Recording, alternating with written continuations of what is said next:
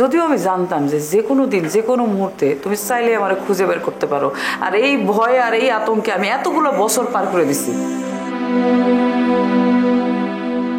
ভালো মনে হতো এই বুঝে তুমি আমার চোখের সামনে এসে দাঁড়াবা আর শেষ করে দিবা আমার জীবনের সব হিসাব নিকাশ। কিন্তু বেশ কয়েকটা বছর চলে যাওয়ার পর যখন আমি দেখলাম যে আমার সাথে তেমন কিছু ঘটতেছে না, তখন আমার কাছে বিষয়টা অনেক রহস্যজনক মনে হয়েছে। যে তুমি কারো এইটুকু বেইমানি সহ্য করতে পারো না, সেই তুমি আমারে কিছুই করলো না, আমারে ছাইড়া দিলা কেন? আমারে তুমি কেন ছাইড়া দিলা এইটা জানার জন্য আমি এখানে ফিরে আসছি।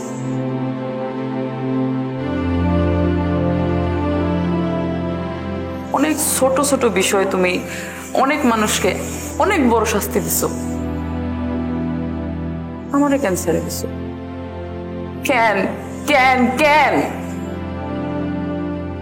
হয়তো আজকের এই দিনটার জন্য, হয়তো এটাই তোমার শাস্তি। এই যে কয়েকটা বছর তুমি আমার ভয় লুকিয়ে আছিলা, জীবিত থেকেও মরা হয়েছিলা, এটাই হয়তো শাস্তি। এই শাস্তি থেকে মুক্তি পাওয়ার জন্য আমি তোমার সামনে এসে দাঁড়াইছি। প্রতি মুহূর্তে ভয় আর যন্ত্রণা আমি নিতে পারতেছি না, আমার এটার থেকে মুক্তি দাও। হয় প্রতিশোধ নাও, নাহলে মাফ করো আমারে।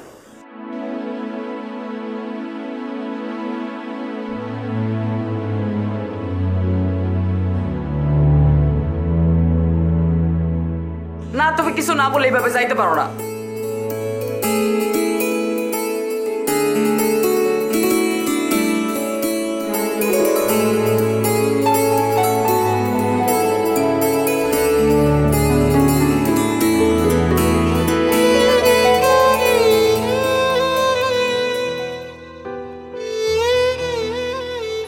আমার মেরে ফেলো, নইলে আমার মাফ করে দাও, দয়া করো,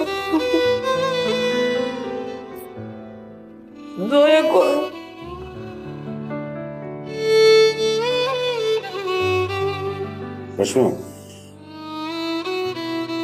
মানুষের মন খুব দুর্বল,